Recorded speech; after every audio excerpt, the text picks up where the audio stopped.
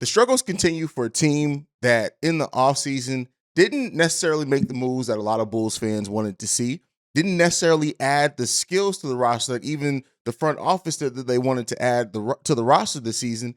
And then they extended a head coach that had taken the team on one early playoff exit. And I think when you look at the complete soup that is made, is you understand the kind of upsetness that this franchise has right now. What's going on? Welcome to another episode of Chicago Bulls Central. I'm the host here, Haize, and on today's episode, we're going to talk about the Bulls' recent loss and kind of go over where the Bulls stand right now. Is there a clear path to improving, or are we going to be struggling this whole season? We'll get into all that and more right after this. You are now tuned in to Chicago Bulls Central, your number one place for all Chicago Bulls news and content.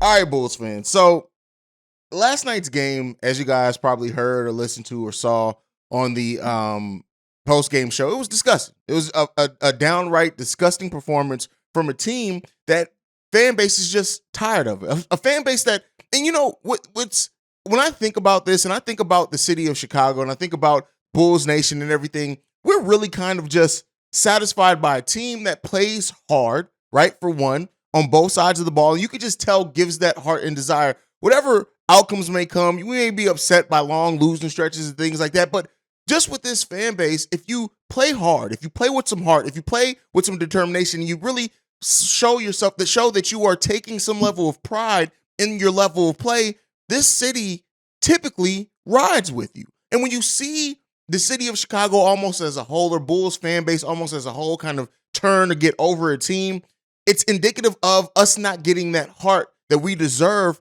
from a team that wears the red and black. And that's where we sit at right now with the Chicago Bulls team. It's just that the level of frustration is at an all-time high for the Bulls fans, but we don't necessarily see that same frustration from the players that are getting their butt kicks night in and night out.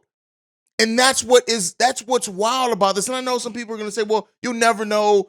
You're not in the locker room with them, and that's all fine. And I hope that in the locker room they are showing some fire, because what we're seeing right now is nothing. And the continued attempt at gaslighting this fan base, and I know I use that word too strongly. Gaslighting is like a systematic thing of trying to make somebody question their own sanity, but I'm using the term. You guys know what I mean by this. This team says the right things after every loss in every press conference. If you just take the sound bites and clips of what this team says, you would think that this is a team that fights with some of the most determination in the NBA. And then when you watch it on the court, it just ain't it.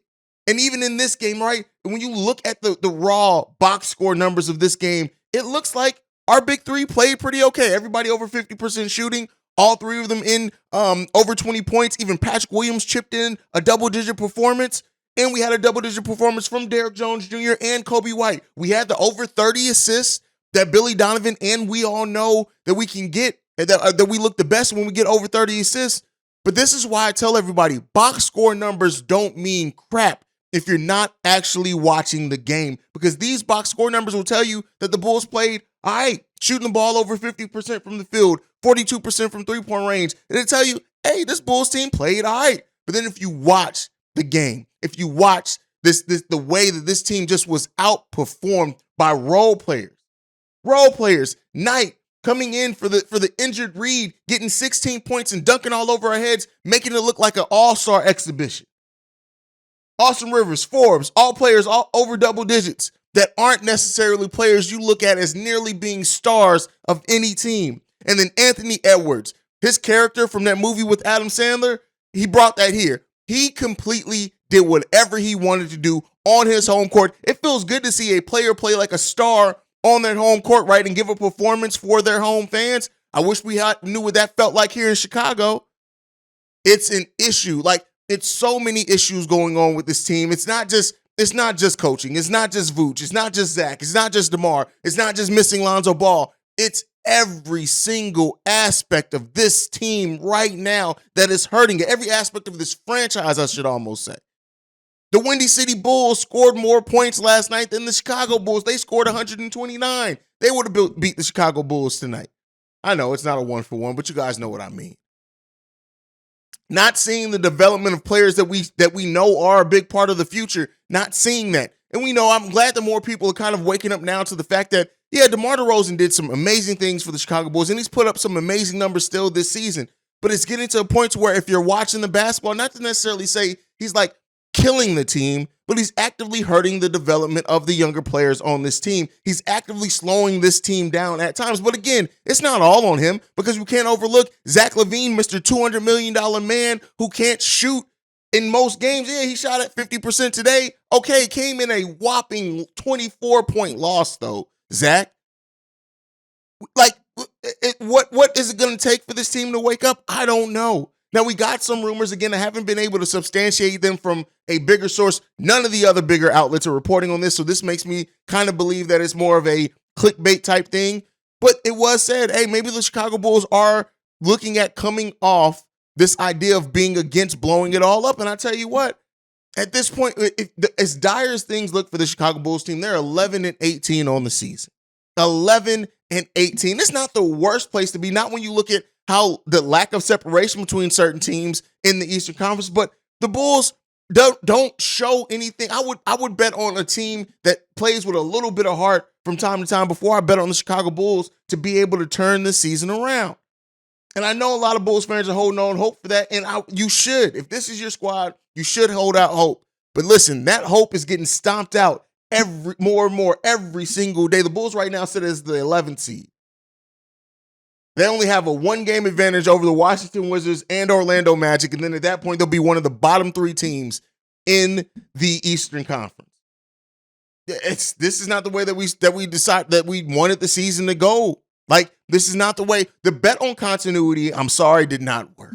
Or it has not worked up until this point. If it's magically going to start working, somebody better sprinkle their fucking Twinkie dust over something, because at some point we're going to need it. We are going to need it, because this team right now does not have the heart on their own or desire. And so when you look at this team, when you look at this saying, okay, well, is this Bulls team going to truly look to retool? Even if we say a complete rebuild is not in order, which I still do fight against, it may be time to start looking at that for the Chicago Bulls. At the end of the day, it's just simply put, to just simplify it all as much as I can. This team doesn't have the heart. This team doesn't have the desire. This team doesn't have the focus. This team doesn't have the leadership either, it seems, to get themselves out of this rut. Everybody wants to make the comparisons to the Boston Celtics of last year. You know what that team had? That team had its 2 biggest pieces and young players not only be two-way players on offense and defense, but they looked at themselves and figured it out and upped their play. You got to have somebody. You got to have somebody who's going to – and they had a player in Marcus Smart that wasn't afraid to call out the stars, the better players on the team. We don't have that here. And as long as we don't have that, as long as that continues to go and we lack a coach with a significant voice in this locker room, hey, man, it's going to be tough, real tough going for the Chicago Bulls for the rest of the season. It's really going to be tough. I keep making the comparison to the 2007, 2008 Chicago Bulls. And like I said before, the biggest difference between that team is that team was still a scrappy team, even in the way they lost, going 33-49. But on top of that, they owned their own first-round pick outright and got lucky. Or you could say the NBA worked some magic to get them Derrick Rose. I mean, I guess if you want to hold on to some type of hope, maybe you can hope that it's going to go that way for the Chicago Bulls. Maybe they end up out in the lottery and then luckily somehow get a top 4 pick so they can hold on to their own pick.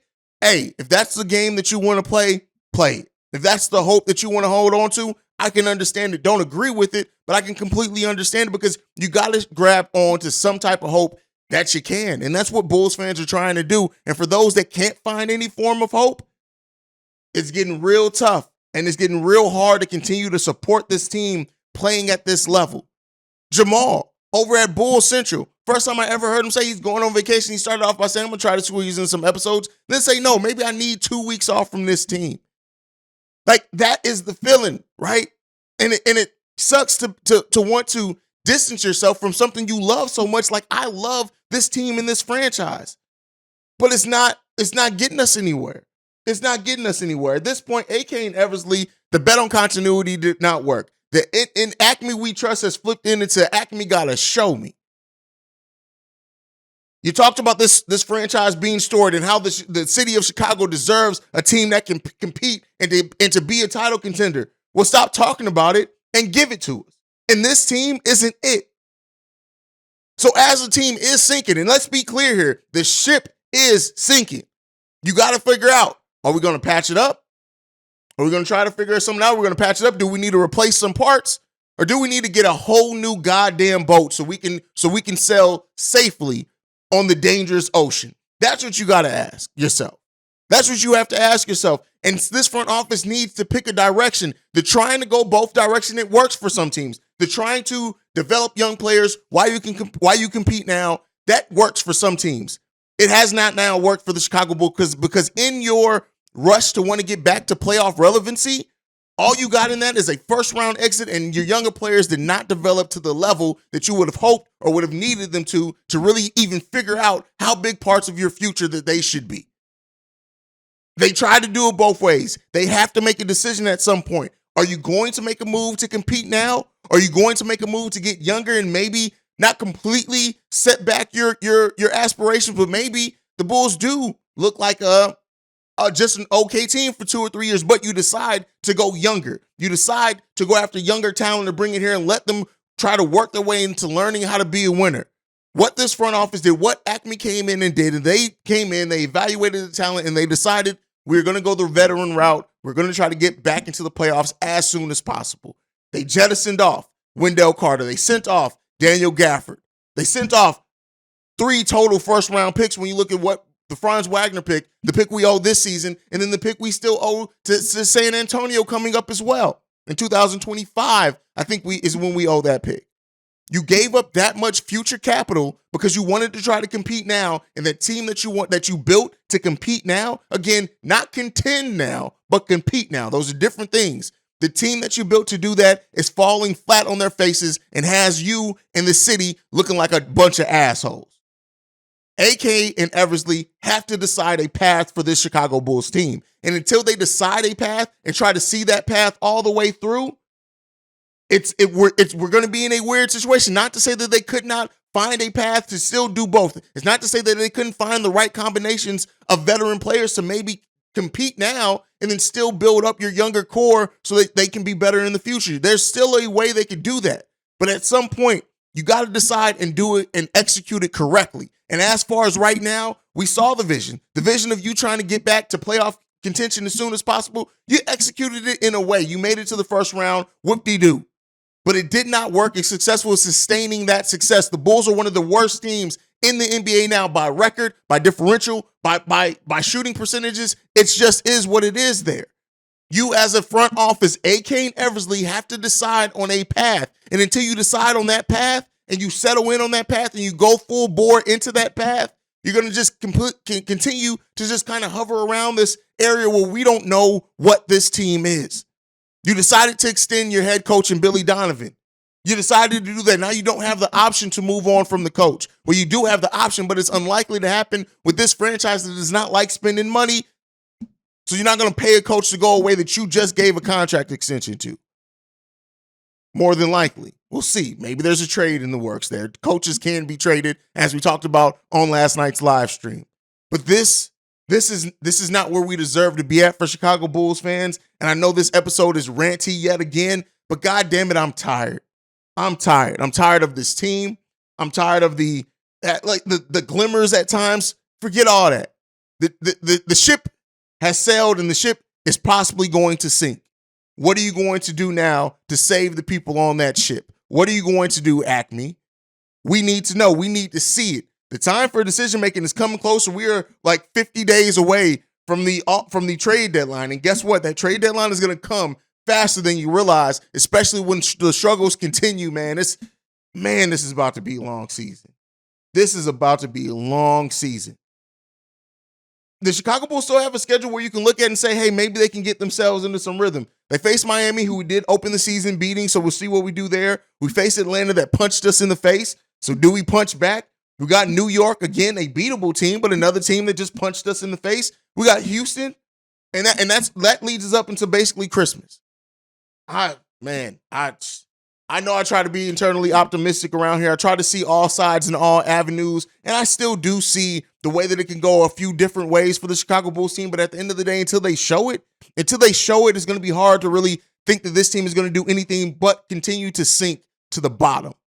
But let me know what you guys think about everything down below. Make sure you follow the show at Bull Central Pod. You can send us any feedback, questions, comments, concerns, bullcentralpod@gmail.com. Lastly, if you want to leave a text and or voicemail, the number to do so, 773-270-2799. We are the number one spot for everything Chicago Bulls related because of you guys. And like I like to end every episode on, go Bulls. Love you guys. See red if you can. And peace, y'all. This has been a presentation of the Break Media.